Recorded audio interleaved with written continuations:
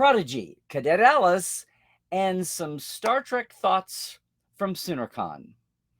All on today, episode 314 of Trekland Tuesdays Live with me, Dr. Trek, Larry Nemecek, coming at you here from the heart of Trekland through Portal 47 and all things Trekland Treks. For the big picture, clarity, and sanity in all things Star Trek. Hope everybody stateside here had a happy 4th. You celebrated, mindful of whatever your take on it was, and didn't get too red like I did. Oh, over here, yeah. But whatever, it's been we've been gone a week, and we had the holiday, so it's good to see you. Yes, it's a Wednesday. We'll be back. I'll be on the road again next week, but we'll be back on Tuesday again. Lots happened. In fact, this is part of the theme today. I could not believe we were flying on a Friday. Denver is midway. We get off the airport Friday, and here comes my inbox with all the news about Prodigy. Now, I mentioned this already. Cadet Alice and I did an emergency, a not scripted, not episode-based episode, the first time we've done any of those things, much less not filmed here in the studio in Trekland HQ. And of course, she was a trooper. I had to explain the concepts of cancellation and streaming and co-partners, all that stuff. Innocence lost, I guess. But she was as much, disappointed and aggrieved and angry. In 2 days, she picked up her Okie accent. But also just about all the ways to go find support. Now, that's been a while. That's been 10 days. The world has recovered from that. What's been interesting, and what I started to see the next weekend, having rolled over even the Trek contingent at SoonerCon, which is there in Norman. This was SoonerCon 32, I think. They weren't all annual consecutives, but it's been that many since the restart in 2007. A lot of people, not so much, even if they weren't fans of Prodigy, a lot of people wishing they were fans, a lot of people wishing they had seen it. Apparently, the DVD and Blu-ray sets are basically sold out around the States and in many countries. It's getting harder and harder to find them. The online sites are finding sellouts. A lot of the retail places have sold out. So good luck on that. Ironically, of course, only one set, mine's over there, has been out on hard media, and it's only 10 episodes. So even the 10 episodes you saw aren't on media. And of course, we're used to cancellations. We're used to Sturm and Drang. We're used to being on the bubble. It's not fair. But with Nickelodeon as a partner on Prodigy, and with the second season of 20 episodes basically wrapped, and no one's seen them yet, it's a prime candidate, a prime customer to be picked up somewhere. So Aaron Walke, the brothers Hageman, Dan and Kevin, a lot of the staff are hopeful that those aren't going to go the way of Batgirl. But there's a lot of angst out there, a lot of, hand-wringing, a lot of anger about the fact that, once again, the reason behind the strike here, that entertainment, Hollywood, is not so much driven by people's individual successes, and sometimes not so successes, but about growth and growth charts and the bottom line financial and Wall Street and investors. It's nothing to do with the quality of the product, but about what the balance sheet shows quarter to quarter, which is insane. And Netflix is the one that drove the streaming engine, but eventually you're going to top out. Just like eventually in the old days, everyone's eventually going to have a phone. Everyone's eventually going to have a TV. And everyone eventually is going to be streaming that's going to stream. So that engine of numbers that Netflix harnessed the last 5-6 years that, blew up in the pandemic. I mean, yay, but pandemic's over. Now they're all scrambling. And Paramount Plus, from what I hear from the Star Trek writers, has not been one of the more unkind places to have a full writer's room, to not abuse the writers egregiously. And we've had some great Star Treks. We have had some learning curve Star Trek, I will say. And we've had awesome content. Oh, I hate saying that. We've had awesome entertainment across all the channels. But as Netflix is kind of the leader and the revolutionary in this mix, the AMPTP, the producers as a bargaining unit, are all together. But I would say the individual members are not all the same.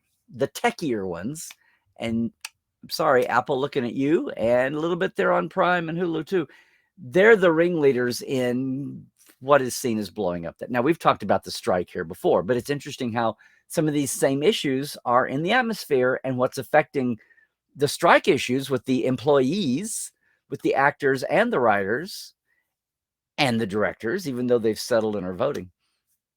But what's affecting customers and customer base and profits and just the way they handle their product. And we're starting to get the idea maybe they were throwing everything on the wall to see what stuck from day one. So here it's landed in our lap in Star Trek land. And what you were starting to see online, and I know I'm 10 days behind this, so let me catch up. These are all issues that somehow Dr. Trek and Cadet Alice talked about. And if you haven't gone over to my YouTube channel to see the latest Cadet Alice, which we called Red Alert, which she loved, by the way. She loved having an episode called Red Alert. But that's what it was. And we actually got through all these issues and what fans can do to support. And that's what a lot of the fandom, blogosphere and the fandom tubosphere has been talking about the last 10 days. What I'm updating is just how it was affecting us, and to see all that blowing up while we were on the road. So I'm very proud of us and of Cadet Alice for jumping in and recording something on the side of the bed.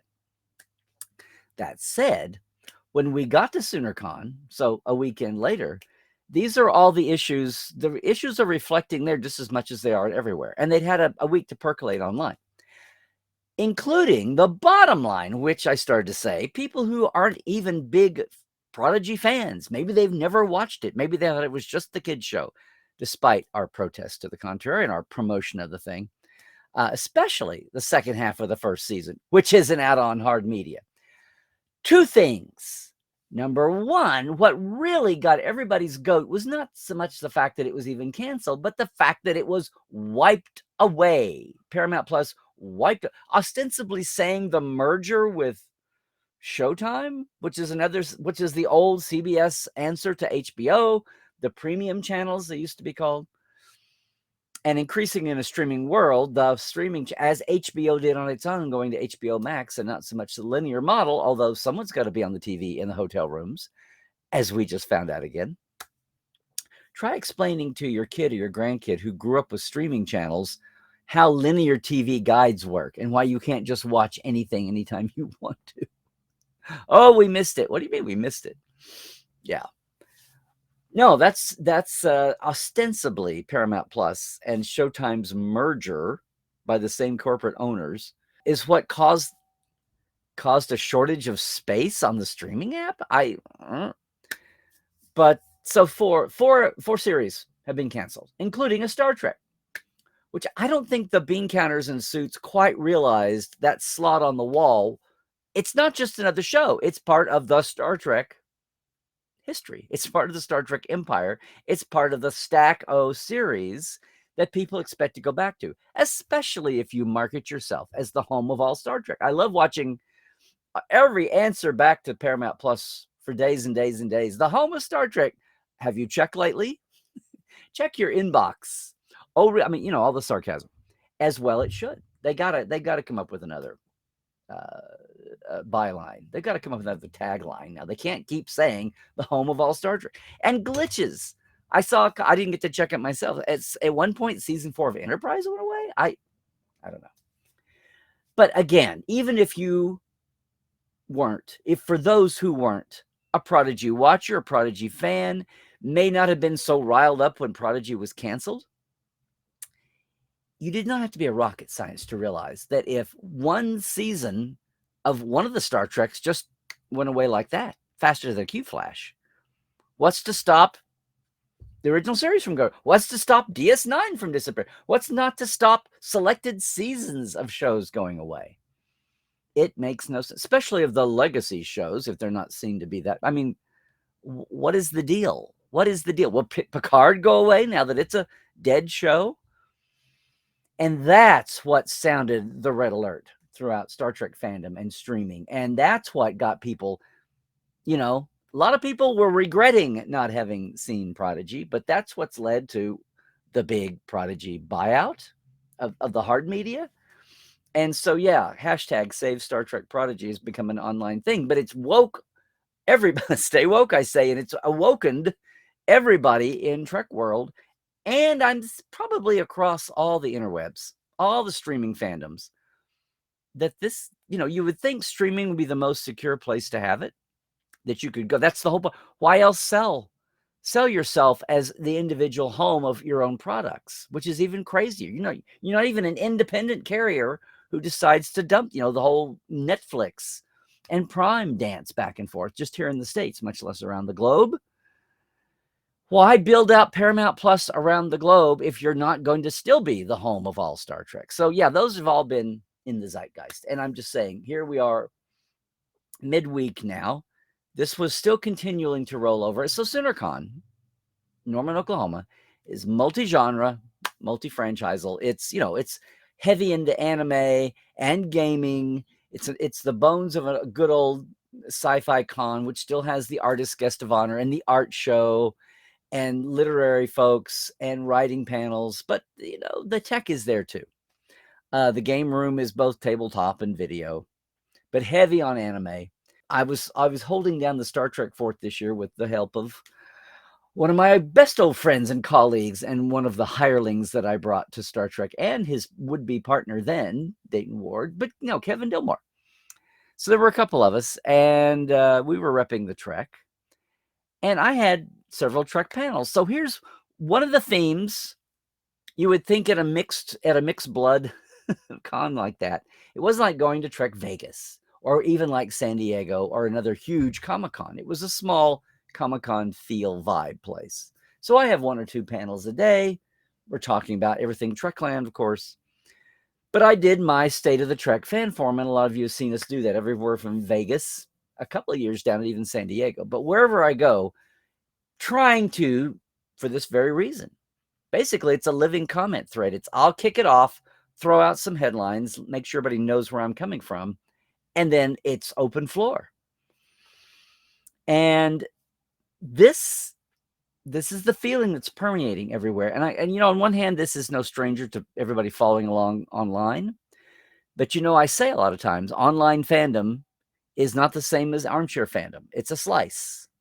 And same thing with convention fandom, even though this was about as hometown as you could get. Good old SoonerCon there in central Oklahoma, all of Oklahoma. But still, the same threads and memes I'm seeing everywhere online when I was able to be online this last week, catching up madly. You saw the same sentiment, and people are not stupid. They get it. They get what this means. It's almost like, Frankenstein's monster. What has Netflix created here? And to your Wall Street masters. And you can go over the top of the hyperbole. I can sound like I am a, talking points bulletin here for the Writers Guild or the Actors Guild, although it's true. And it's already been happening, and basically the same thing has happened in every industry that's been bought up and run by financiers demanding a quarter-over-quarter gain, whether you're doing anything or good or not. If it's a gimmick that got you there, they don't care next year. Many would say it's what's the problem with American business and the economy right now. So here we are micro-focusing on one of the most what is one of the things that America still exports to the world? Is the leader. Even above arms sales. I mean, a lot of the rest of the world still grows food. We're up there. No, entertainment. Nobody makes TV shows and movies like America. And that is why we're seeing them. People can't stand it, but we're seeing a lot of foreign influence in the casting and the formatting. You're also seeing that whole raft of the dramas that are made, they're staged, they're cast, they are filmed, they're dark, so that they can be easily dubbed. And you know what I'm talking about. The last 3 or 4 years. So, we're losing out there. But still, you have to, nobody drives pop culture, for good or ill, like the U.S., and it's amazing that this is one of the last industries, partly because Hollywood was so unionized, and that's why people were happy in their jobs. They had a ceiling. They could afford to have a house and a family and raise their kids and work in entertainment. They didn't have to sacrifice. We need to do something about our real estate cost of living in LA. We need to do something about the politicians not letting all of our productions leave, because the Georgias of the world and Louisianas, the Canadas, are all offering such a huge tax break to produce. But still, that's some of the issues that are going on here. It's funny how we sit in here and talk about the parrot analytics and these other trying to get a handle just on popularity, just for bar talk, just for party debates. But it's more than that for the folks that work for them. It's funny how we sit here and try to get a handle on popularity of shows in the post-Nielsen world, post-commercials world, or the dying dinosaur of network TV. And the same things we wonder about are actually affecting people's paychecks. So I'm back home at SoonerCon, 5,000 people total. But I've got, number one, I've done my Trek panels for 10, 12 years since the rebirth, right? In the fallow years and then post-discovery. Now we have fresh Trek every week. We're not going to have that now. But for a year or two there, we had a golden age with so much Trek out there, and it's had an impact. I tweeted this on Instagram. I had the biggest turnout for the State of the Trek fan forum. I saw more people wearing Star Trek uniforms, wearing modern Star Trek uniforms. I talked to a guy in his 30s that swore up and down Enterprise was his favorite Trek, and he would live and die on that hill. And I said, no one's forcing you to live and die anywhere, live or die anywhere. But no, I saw flashback season 1 Picard, Raffian Picard, synth attack uniforms. It was great. Now, Star Trek cosplay didn't take over the con. It was still very heavy teenage girls and anime. But still, there was a bigger Star Trek presence in the vibe, in the zeitgeist, visually, and in the numbers at my panels, which were all Star Trek, no mix-overs, and especially in the comments. Now, I felt bad for Cadet Alice because it was on Friday and most of the kids weren't there till Saturday, including some of her cousins. So she didn't have the biggest turnout of kids in her. She had lots of adults. But and we did just fine. Thank you very much. And I'll put up some pictures a little bit later. But in my Trek panels, in State of the Trek forum, and on Sunday when Kevin and I did a Tales from the Licensing Trail for Star Trek. It was the first thing at noon on Friday. Not the biggest crowd. There were still 20, 30 folks. But the con wasn't in full swing, so that almost doesn't count. But for my hardcore Picard Season 3 art panel, I don't know, there were 40, 50, 60 people there. State of the Trek had 3/4 of a room. And lots of opinions flying back and forth. And yes, the whole Prodigy debacle and what it meant for people who weren't even watching Prodigy, how it woke the world up. And people were not happy about it. A lot of people are not happy because they say, I stuck with you, Paramount Plus. I wanted to build the Trek brand. I wanted to build obviously you have to have money to make the shows. Obviously after that first Netflix deal, that wasn't going to keep happening, that launched Discovery and let them pay for the $7 million Klingon ship sets. With the little Klingon shields and the little trifoils and every little footpad of every little... Okay. That wasn't going to happen again. People who felt like they'd been loyal all along are saying, okay, no more. Now, that's not a stampede, but I can't blame them. It's going to happen again. You see the cattle at that stampede. They're all kind of pulled up and everybody's kind of smelling the air to see what's happening next. I don't know. I haven't been able to read the trades. I got to get caught up. But if this message, if the hashtag Save Star Trek Prodigy campaign, if all the punditry, if all the podcasts, if the live streams, if the trade show pundits aren't pointing it out, much less the fans, if the columnists for Variety and Hollywood Reporter, Deadline, if they're not, and the media reporters at some of the bigger like LA Times, New York Times, if they're not pointing out that apparently this whole empire for all the streaming industry is built on shaky ground, and if it's able to flip-flop this quickly, then maybe there should be a retrenchment, or maybe there should be, look at this. But at least put everybody on their guard. This is not just magic, bad mojo falling from the sky. Here's what's happening, and there will be real-world consequences. You've nurtured this expectation, this level of content. We all knew big TV, cinematic TV, wasn't going to last forever.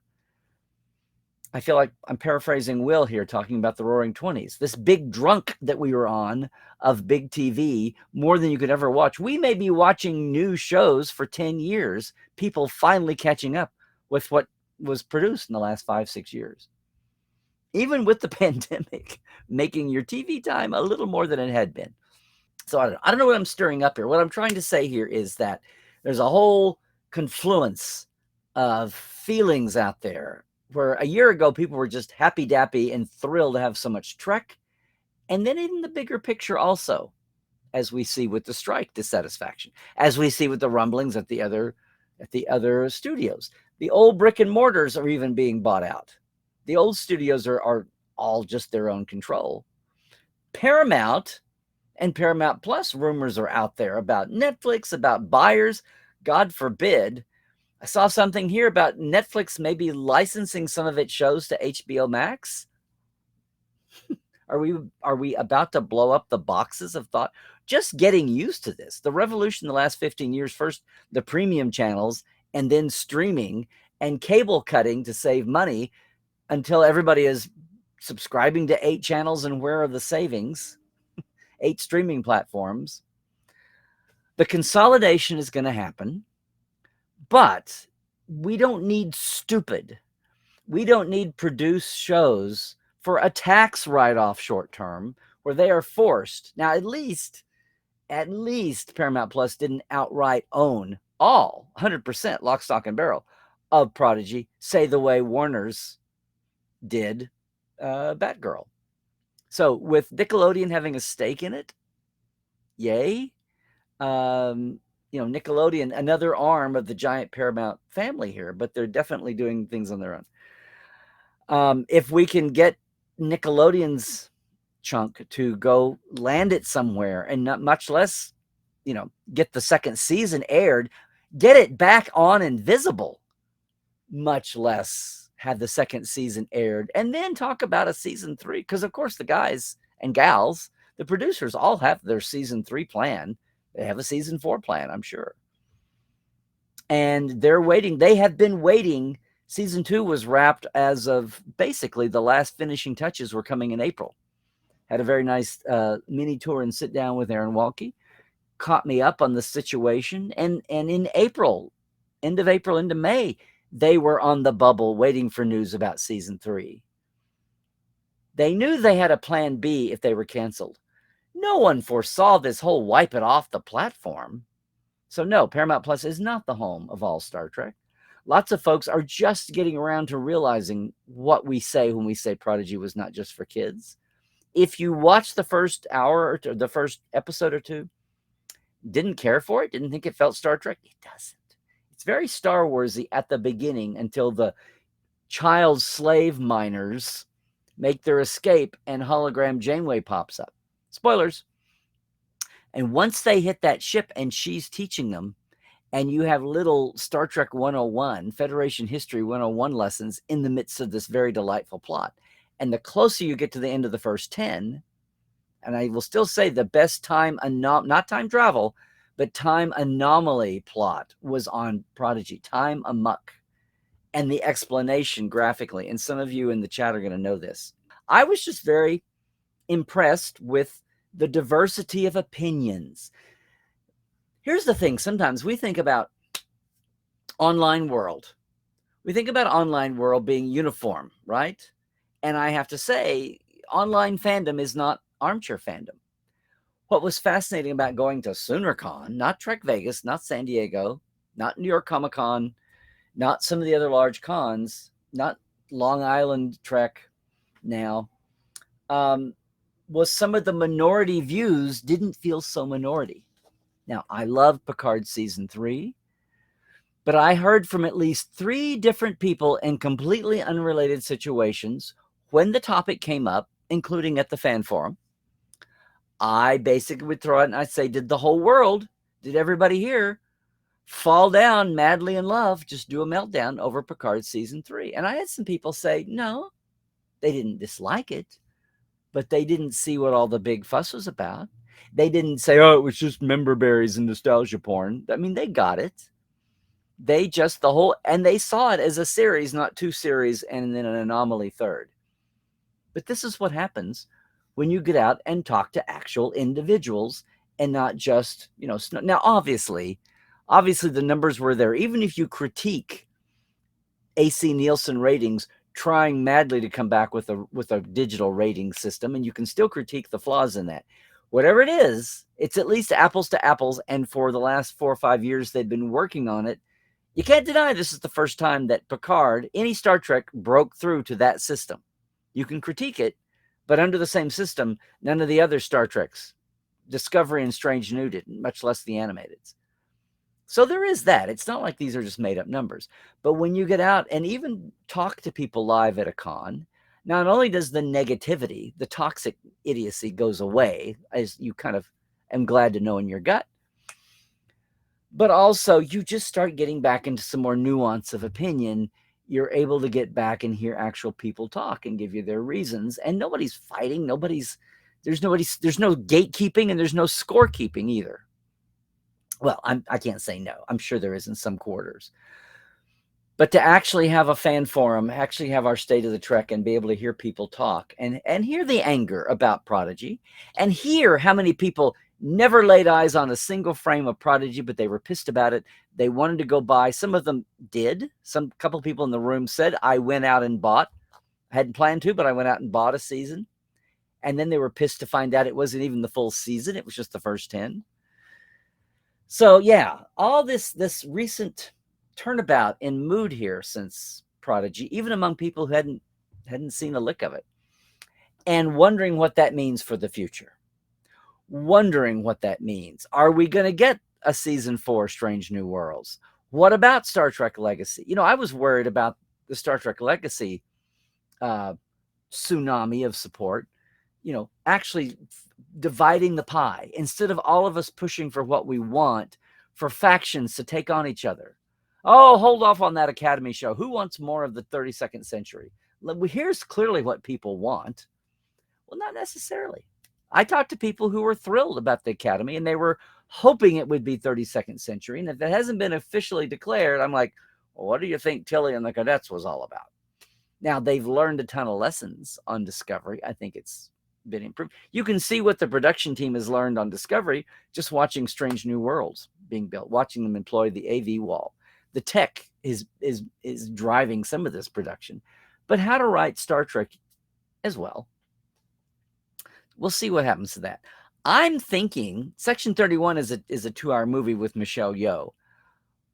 I'm pretty much assured, if it hasn't been said already, that will be a pilot.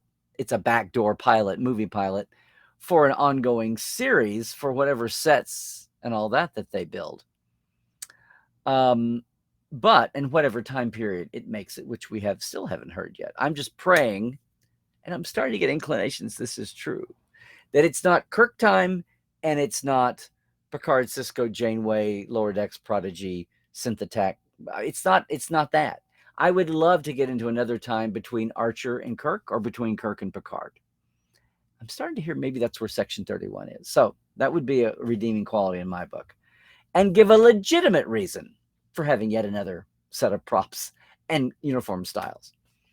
That being said, with this retrenchment, I wonder if the effect on Section 31 will be, yes, here's the movie we promised. Michelle Yeoh can't film. She's got 5 years of bookings. She has this fall to film anyway. But is it an automatic turnover into a Michelle Yeoh-less, we set the cast up to take it forward? This may be actually a time when the pilot has to deliver. And if there's not the critical review and the numbers with it, it might actually not sell. It might just be a standalone movie that doesn't lead automatic. There is no automatic Farpoint, Discovery, Caretaker anymore, or even Strange New World, or even Vulcan Hello. There is no automatic I'm thinking. And that could be another aspect of this whole Paramount Plus retrenchment. Where does that leave Legacy? I don't know. This whole thing may be beyond Star Trek, its bosses and its fans' purview. This may be a greater streaming world issue, and the common sense and the prevailing wisdom, more non sequiturs. But that's that. But what I was thrilled to see is everybody back home was very much up on these issues. People had been thinking. There's a lot of nuance out there because nobody knows exactly what the straight and narrow path is going to be. We're going to be on this for months and months and months. We will not have fresh Trek every week of the year, especially with Prodigy gone, which is another factor that hit everyone. With Prodigy wiped off the platform, there's a whole 10 to 20 weeks they were counting on having fresh Trek. We'll have Lower Decks, I hope, after Strange New, but maybe from September, October, nothing until Discovery's final season is unrolled, because then you're into the effects from the strikes. And of course, we're waiting to see whether the actors follow the writers or whether the writers have to go it alone. We will know we'll know what's going on in a week. They extended the actors' strike until the 12th because they were actively negotiating. It could very well be that the writers were the canary in the coal mine. It already happened a little bit with the directors. They wouldn't even talk about some issues. Now they did with the directors, and they are with the actors. But of course, the actors' bottom line, aside from just the whole bureaucracy of how residuals are doled out, is the AI issue as well.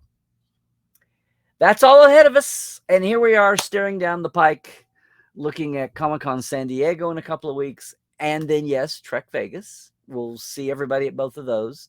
I have a panel on Sunday at 1 with Picard creatives at Comic-Con San Diego. Are we allowed to talk about this yet? I think so.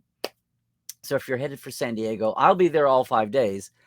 Make sure you come to see our panel at 1 on Sunday. I want to firm up the panel because people are having commitments, but we've got live folks. We may even try to Zoom again. I'll see how that goes. But if you're headed that way, and then of course, Trek Vegas.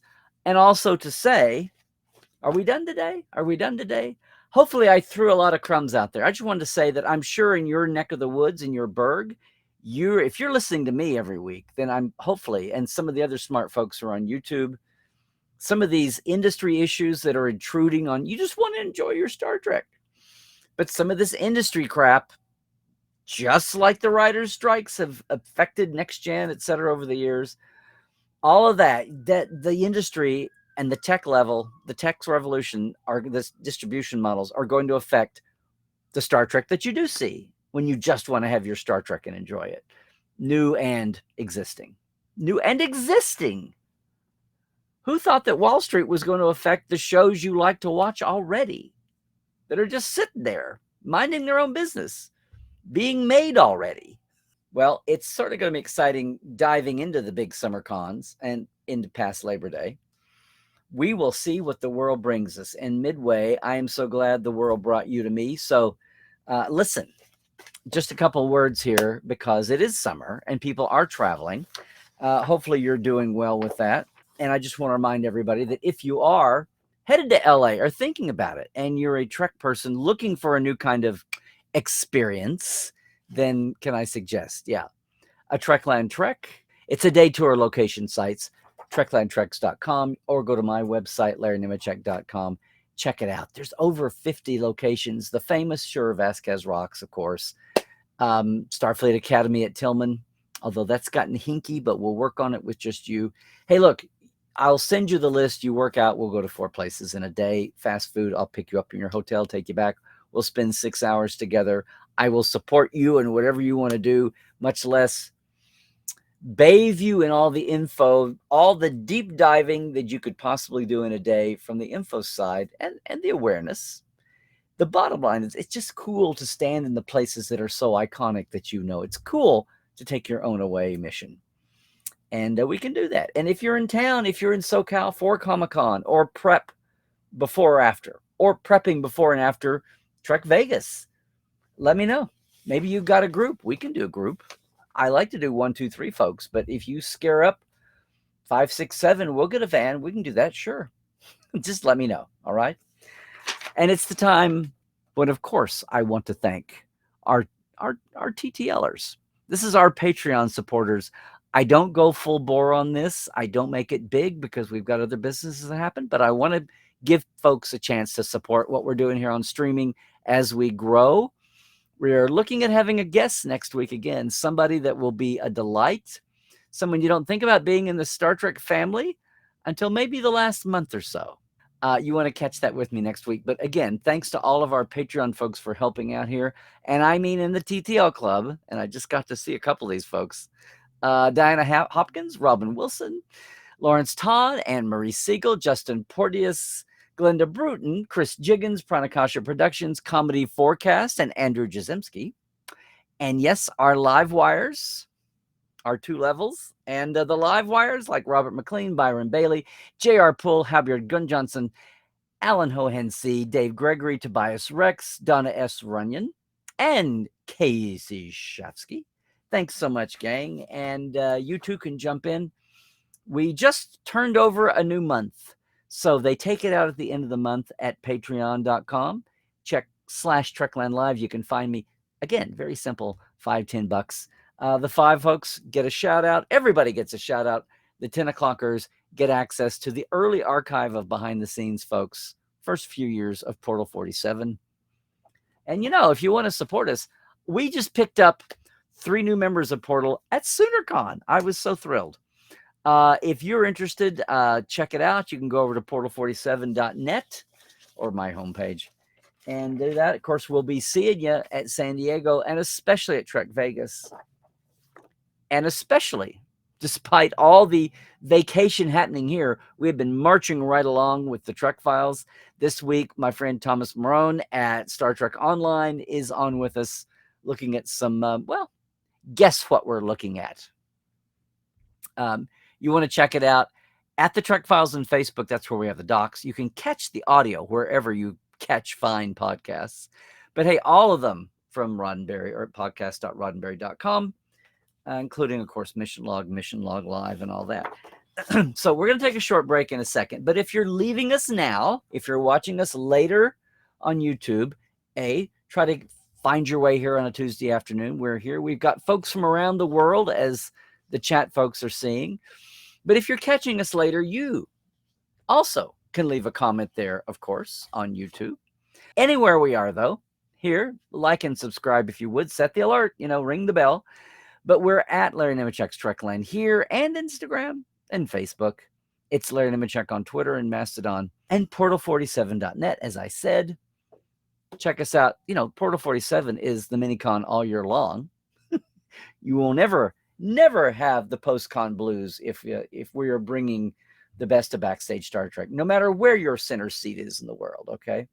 And we've got the TeePublic shop, too. If you enjoy and having a little swag, that's cool. Brought some to Oklahoma this week, but the idea is to get it made to order, and you can do that, too.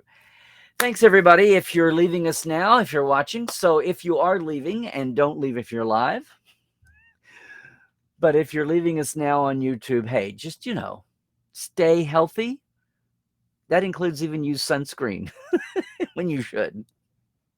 And, stay woke. Check the sources. It's still thick and fast out there. The deep fakes are going to become thicker and faster as well. What do I say? Oh, yes. Whatever you're doing. Trek well, everybody.